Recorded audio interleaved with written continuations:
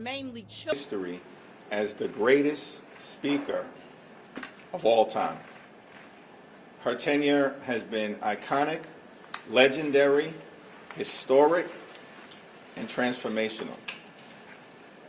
The incredible pieces of legislation that she has moved into law through her brilliance, her wisdom, and her incredible grasp of how to get things done for the American people is too numerous to list right now, but it includes the Affordable Care Act, the American Rescue Plan, the PACT Act to provide health care to our veterans, the CHIPS and Science Act that has brought domestic manufacturing jobs back to the United States of America, and of course the Inflation Reduction Act, which included the largest investment in combating the climate crisis in the history of the world. As a result of Nancy Pelosi's historic tenure, the nation is better off today than the one she found upon her arrival in 1987. It's been an honor and a privilege to be able to serve with her, work with her, be mentored by her, learn from her, and get things done for the American people alongside her historic tenure as Speaker. This is day 37 of the Trump Republican shutdown, and the position of House Democrats remains the same. We will not support a partisan Republican spending bill that continues to gut the health care of the American people. We're ready, we're willing, we're able to sit down with our Republican colleagues anytime, any place, in order to reopen the government, to find a bipartisan path forward, and to decisively address the Republican health care crisis that continues to crush people all across the country. Tens of millions of Americans who are in the open enrollment period right now are seeing their premiums, copays, and deductibles skyrocket, in some cases, by $1,000 or $2,000 per month. That is unsustainable, particularly in this country right now, which is experiencing an affordability crisis. Life has gotten more expensive under Donald Trump and Republican policies. This is from a group of people led by Donald Trump who promised that costs were going to go down on day one. Costs haven't gone down in America. Costs are through the roof. Housing costs are up. Grocery costs are up. Child care costs are up. Electricity bills are skyrocketing. And now, because of the Republican refusal to extend the Affordable Care Act tax credits, health care premiums are going to drive some people into medical bankruptcy, and tens of millions of folks won't be able to provide a doctor when they need one. That's why we have to decisively address the Republican health care crisis. And that's why we need Donald Trump to show some leadership. Stop hiding. Show some leadership. Direct Mike Johnson and John Thune, both of whom work for you. Donald Trump is the puppet master of congressional Republicans. Show some leadership, direct them to sit down so we can authentically enter into a bipartisan negotiation and end this Republican madness now. Questions? Michael? Leader Thune said this morning that the reason that Democrats won't agree to pass the CR that's on the spending before the Senate right now is because House Democrats are pressuring Senate Democrats to continue to hold out for political reasons. What's your response to the suggestion that it's because of your caucus that Senate Democrats refuse to support the CR that's been voted down for? Under the leadership of Chuck Schumer, Senate Democrats have been brave and courageous in standing up for the health care of the American people. The Republican health care crisis is not a made-up thing. It is devastating people all across this country, in rural America, urban America, working class America, small town America, suburban America, the heartland of America. and in black and brown communities throughout America. It's not a made-up thing, the Republican health care crisis. As Marjorie Taylor Greene continues to acknowledge, it's a real thing. The largest cut to Medicaid in American history. 14 million people or so are going to lose their health insurance because of what Republicans did in their one big ugly bill. Hospitals and nursing homes and community-based health centers are closing as we speak all across America, including in Louisiana. Mike Johnson and Steve Scalise could care less. They're doing in their own constituents. These things are happening because of the Republican health care crisis. This country actually faces the largest cut to Medicare, $536 billion, in American history, unless Congress acts by the end of the year, because of what Republicans did in their one big ugly bill. And now, since Republicans refuse to extend the Affordable Care Act tax credits, tens of millions of Americans are seeing their health insurance premiums skyrocket, making seeing a doctor for themselves, their children, and their families unaffordable. At the same period of time, in these appropriations bills, Republicans are trying to gut the Centers for Disease Control and the National Institute of Health and undermine the ability of everyday Americans to actually receive vaccines. This Republican health care crisis is real. That's why House Democrats are standing up for the American people. It's not a partisan thing. It's a patriotic thing. That's why Senate Democrats are standing up for the American people. Not a partisan thing, a patriotic thing. We have to decisively address the Republican health care crisis.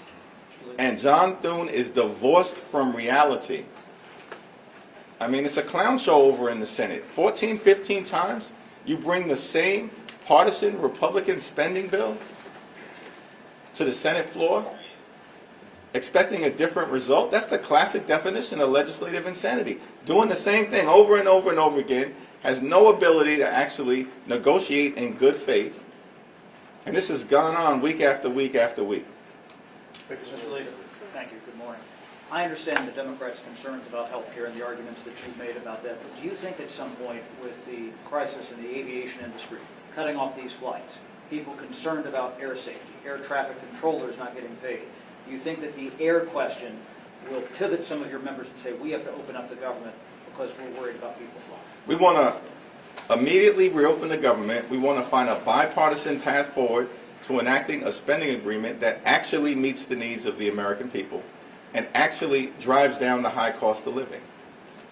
What about what happened on Tuesday? Do Republicans not understand? They got wiped out all across America because they've made this country too expensive and they failed to do anything about the affordability crisis. And as Democrats, our position is simple, and we're doing this for everybody. Whether you're a Democrat, a Republican, an independent, we're doing this for everybody. We have to lower the high cost of living in the United States of America. And we have an opportunity to try to do it with respect to health care. But the Republicans refuse to extend the Affordable Care Act tax credits. On the aviation safety issue, we need a full and complete briefing so we can understand from the administration what the current status is, what the impact of administration layoffs have been prior to the Trump Republican shutdown, because the administration has been going after the FAA since the beginning of their time in office, since January 20th. And we need to understand how we got to this moment, separate and apart from the Trump Republican shutdown. The problem is it's like impossible to have a congressional briefing with House Republicans on vacation. 6 consecutive weeks they've canceled votes. I mean, it causes you to answer or ask the question, is there such a thing as a 4-ring circus? Because it's a circus right now in the House and the Senate, across the country, with Republicans, and certainly at 1600 Pennsylvania Avenue. Mr. Leader, did the former speaker notify you of her decision to retire, and does her retirement signal a shift in generational leadership for Democrats? Yes to the first question. to the second question, we are all proud to stand on the shoulders of Nancy D'Alessandro Pelosi. It's been a great honor for me to be able to serve with legendary members of Congress from the very beginning of my time in office. And that, of course, includes, right at the top of the list, Nancy D'Alessandro Pelosi, or John Lewis, or Charlie Rangel, Elijah Cummings, Eddie Bernice Johnson, John Dingell. We can go through the list. These are legendary members of Congress. And of course, right at the top of that list is Speaker Emerita Nancy Pelosi. Speaker Johnson says he won't even guarantee a vote on the ACA issue. Can you react to that?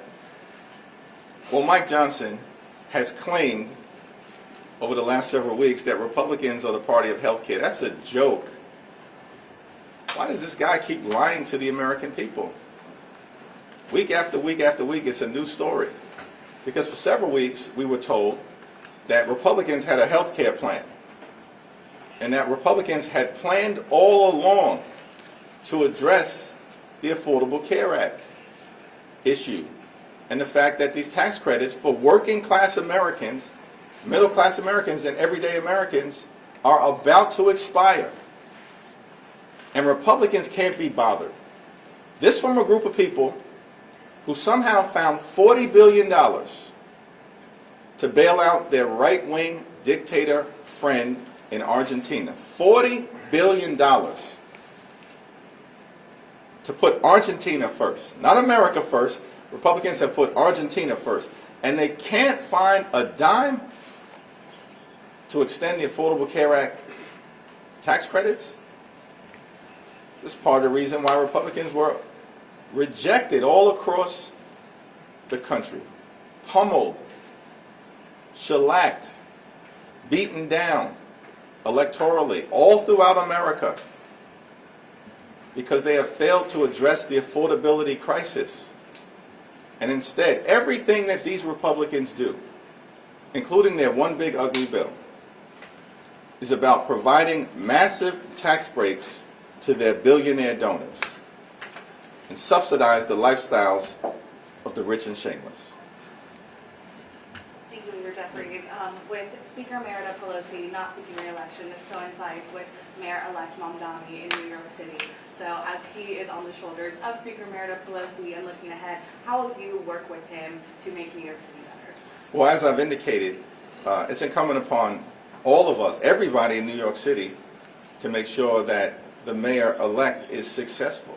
People who supported him and people who did not support him. There's a time for politics and there's a time to govern.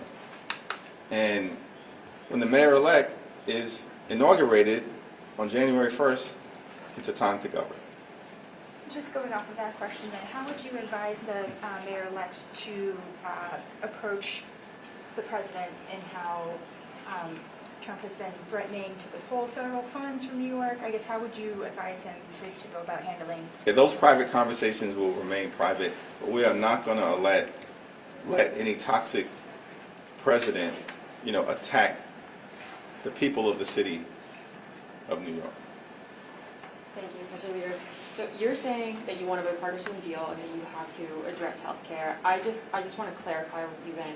What you want is an ACA subsidy extension to be either in a CR or a legislation that will get a vote and will pass? We're not going to negotiate the specifics in public, but as we've repeatedly said, we have to decisively address the Republican health care crisis, and that begins with dealing with the Affordable Care Act tax credits.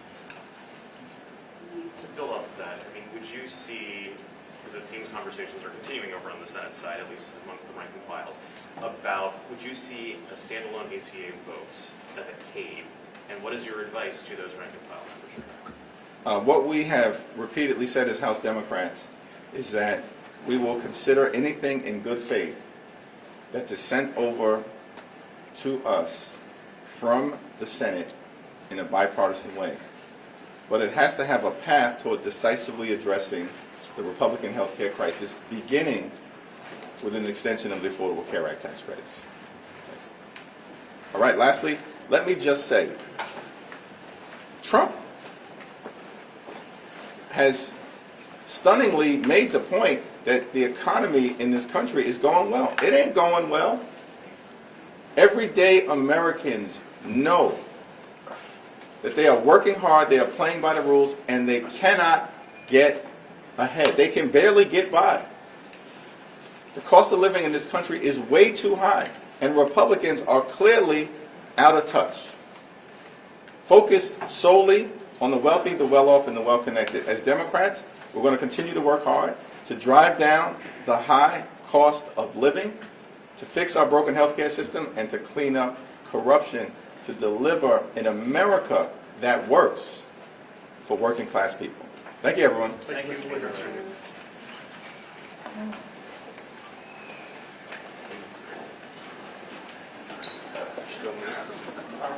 He was on the X. It's a good smell. Do not step on the X. What happens if we step on the